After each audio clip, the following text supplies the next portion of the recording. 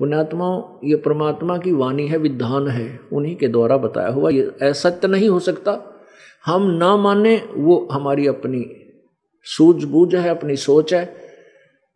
अब जैसे कोई कानून को नहीं मानता है, ना माने, लेकिन जिस दिन वो कानून के चक्कर में आएगा उस दिन पता लग जाएगा ये कानून जो खंड कर दिया। जब तक वो कानून नहीं तोड़ रहा है और वैसे कह रहा है, जिस दिन तोड़ देगा उस दिन कानून का पता लग जाएगा। ऐसे ही जो परमात्मा की गलत साधनाएं कर रहे हैं, ये बाद में बहुत पश्चाताप करते हैं, बहुत रोते हैं, फिर कुछ नहीं बन पाता। उसमें परमात्मा कहते हैं, आछे दिन पाछे गए और गुरु से किया ना हेत, अब पछतावा के करे चिड़िया चुगी खेत। तो अब समय है, मानव शरीर है, आप में बुद्धि दी है परमात्मा ने। आप जी इस दास के द्वारा दिए गए विचारों को सदग्रंथों से मेल कर सकते हैं, और जो सदग्रंथों में लिखा वो सत्य है। किसी ने दंत कथा बना करके अपनी सोच की कोई पुस्तक सदग्रंथों का नाम लेकर के उस लिखी हुई है और वो सदग्रंथों से नहीं मिलती है, तो वो साधना त्यागने योग्य है, उसको त्यागना पड़ेगा। जैसे पवित्र श्रीमद् भगवत गीता अध्याय नंबर 16 के श्लोक 24 में कहा है कि अर्जुन, जो कर्तव्य कर्म और अकर्तव्य कर्म, जो भक्ति मार्ग के करने योग्य साधनाएं हैं, कर्म हैं, क्रिया हैं, और न करने वाली है, वो भी सदग्रंथों से ही तू मेल कर, किसी की दंत कथा पर विश्वास मत कर। तो पुण्यात्माओं, अब हम शिक्षित हैं, सदग्रंथ अपने पास है, और जैसा भी उन संस्कृत के ज्ञाताओं ने ज्ञान था, उन्होंने कुछ अनुवाद भी कर रखा है। अब उस अनुवाद के उनके द्वारा किए हुए अनुवाद में बहुत ढेर सारी त्रुटियां भी हैं, उसके पश्चात भी सच्चाई ऊपर है। क्योंकि कहते हैं चोर चुरावे तुंबड़ी और गड्ढे पानी में, वो गड्ढे हुआ ऊपर आवे ना, सच्चाई छनी ना। अब तुम्बा होता है एक घिया का, देखियो वो गोल गोल, उससे बड़ा होता है एक पेठे जितना, सीताफल जितना एक तुम्बा एक फल होता है, वो अंदर से थोथा हो जाता है। और उसको कहते हैं किसी ने किसी की तुंबड़ी चुरा ली, वह तुम्बा, और उसको पानी में छुपाने लग गया, नीचे गाड़ का आवा जमीन में, और वो ऊपर आवे इतना वह साथ ही ऊपर आ जावे, वह नीचे नहीं रुक पा रही, पानी में छुपाने की चेष्टा कर रहा उसको, और उसका स्वभाव है वो फ्लोटिंग है, वो पानी में नीचे नहीं रह सकती। ऐसे ही कहते हैं अज्ञानी ऋषियों, संतों, गुरुओं ने सदग्रंथों में लिखे हुए सत्य को अपनी अनजान सोच के आधार से घुमा फिराकर उसको खराब करना चाहा, मिटाना चाहा, छुपाना चाहा, लेकिन फिर भी वो छुपा नहीं सके। कितने अक्षरों को गलत अनुवाद करें, कहीं ना कहीं उन्होंने सच्चाई को लिखना पड़ा। तो ऐसे ही परमात्मा कहते हैं चोर चुराई तुंबड़ी, वो चोर थे जिन्होंने सदग्रंथों का ज्ञान नहीं था, और विद्वान पा के गया अपने आप को मैं ऋषि को वहां थे, गुरु को कहलाते थे, वो परमात्मा के चोर थे। तो उन्होंने तुंबड़ी यानी सत्य ज्ञान को दबाने की चेष्टा की, लेकिन वो छुप नहीं पाई, ऊपर आ गई। तो इसलिए लिखा है कि गीता जी अध्याय नंबर 16 के श्लोक 24 में कि इससे तेरे लिए कर्तव्य और अकर्तव्य के निर्णय के लिए भी सदग्रंथ ही प्रमाण है और नहीं। तो पुण्यात्माओं,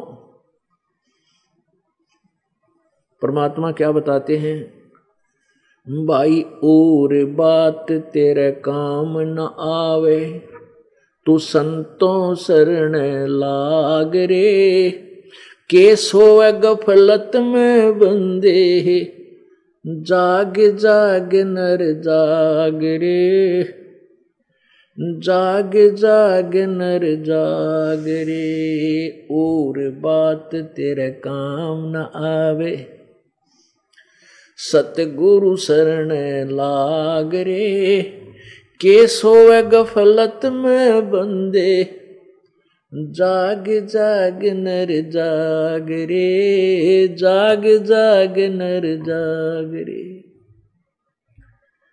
पुण्यात्माओं, अब हमने जागना किस चीज से है? हम अज्ञान अंधेरे में और मोह ममता की नींद में सोए पड़े हैं। हम इस झूठे सुख को सुख मान रहे हैं।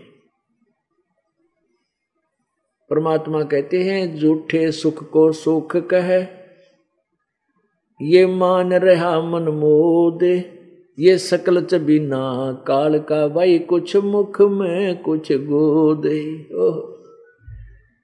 पवित्र गीता जी अध्याय नंबर 11 के श्लोक नंबर 32 में गीता ज्ञान दाता ये ब्रह्म, काल रूपी ब्रह्म श्री कृष्ण जी के शरीर में प्रेतवत प्रवेश करके प्रेत की तरह और कह रहा कि अर्जुन मैं काल हूं, मैं काल हूं, कालस्मि, और मैं सबका नाश करने के लिए परवर्त हुआ हूं।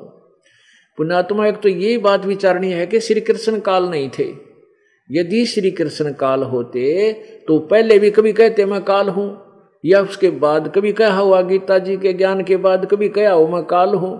नहीं, वो तो एक सतोगुण अच्छी आत्मा विष्णु अवतार थे, वो काल नहीं थे। काल तो वो है जो इस 21 ब्रह्मांड का भगवान है, मालिक है, स्वामी है, जिसको सर्वब्रह्म कहते हैं। सर्वब्रह्म, क्षरब्रह्म, हम उसको क्षरब्रह्म कहते हैं अपने लोकल लैंग्वेज में। और ज्योत स्वरूपी निरंजन भी इसी का नाम है, काल का। इस काल को श्राप लगा हुआ है, साप लगा है 1 लाख मानव शरीरधारी स्त्री पुरुष के शरीर, सूक्ष्म शरीर से गंध निकाल के तपस्या पे भून के उस गंध को खाता है।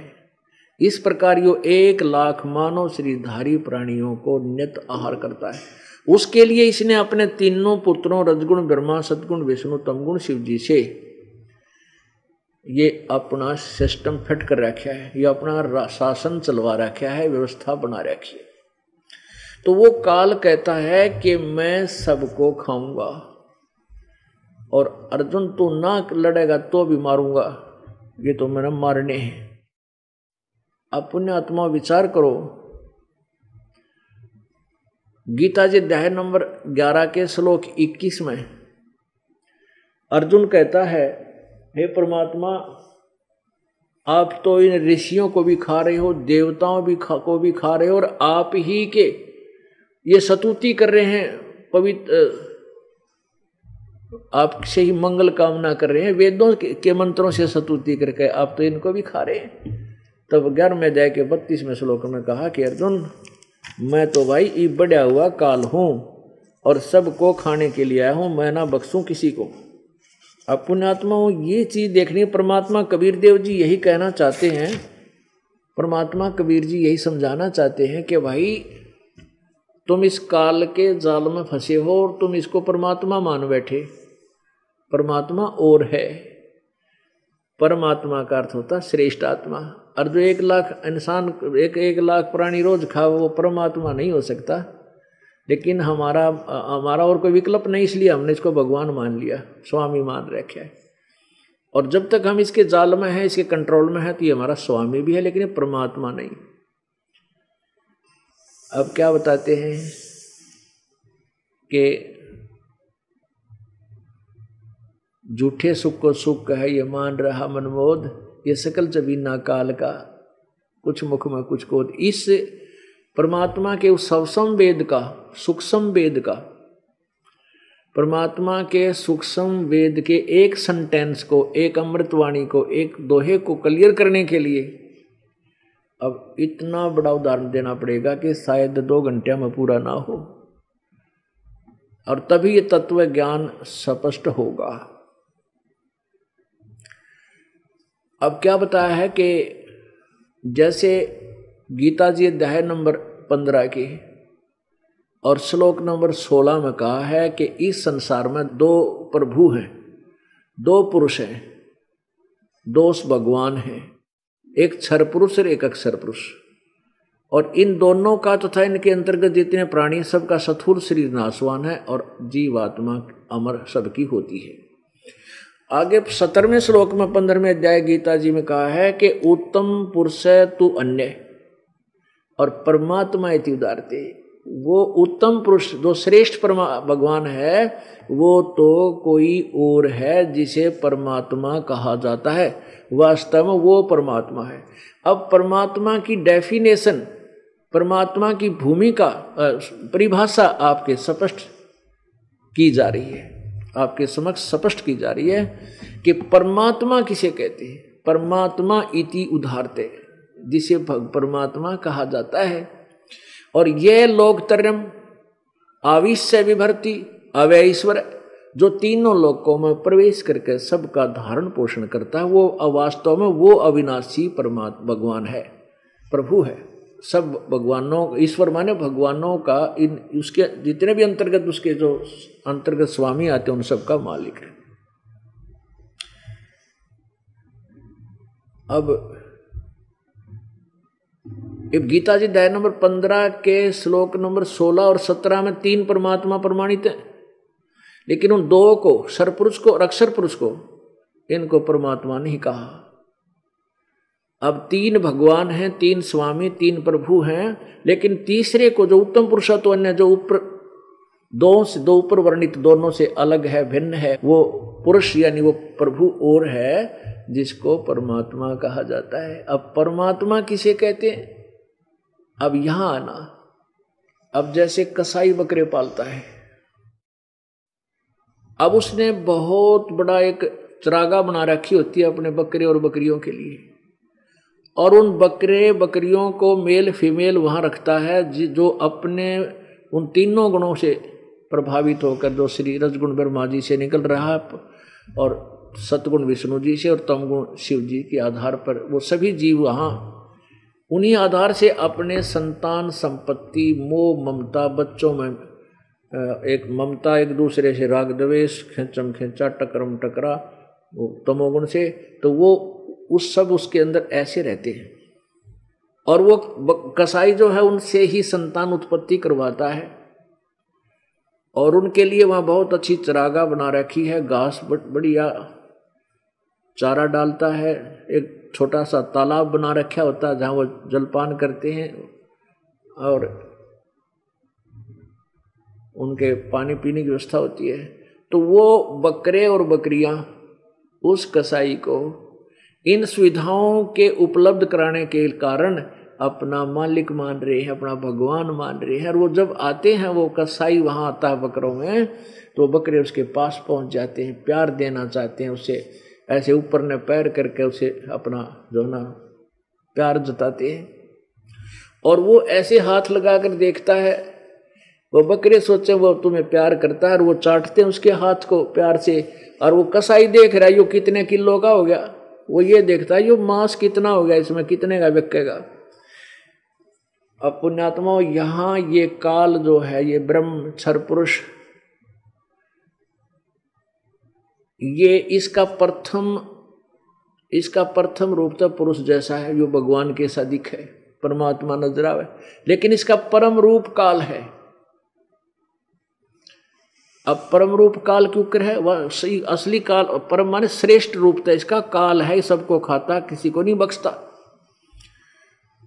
अब प्रथम रूप भगवान जैसा कैसे नजर आता है यह काल, कि जैसे कितनी बड़ी पृथ्वी, ओहो, और कितनी सुंदर दिन रात बन रहे हैं, शीतल हवा चल रही है, स्वच्छ हवा दे रखी है, बाग बगीचे फलदार वृक्ष हैं, और झरने बह रहे हैं, किधर दरिया बह रही है, कहीं पहाड़ बनाया है, कहीं सुंदर नज़ारे बना रखे हैं। तो हम घूम फिर कर सैर सपट्टा करके न्यू सोचा, हाँ ऐसे सोचते हैं कि भगवान के भगवान ने पड़ा है, कितनी अच्छी, कितनी सूझबूझ से सब सुविधा हमें दे रखी है।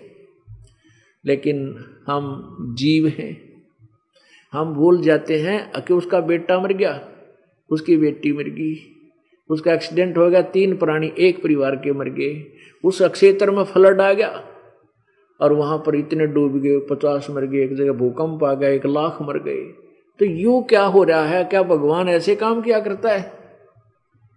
तो या इतनी बुद्धि हमारी काम नहीं करती, फिर ये भगवान है तो इसे जुल्म क्यों हो रहे हमारे ऊपर?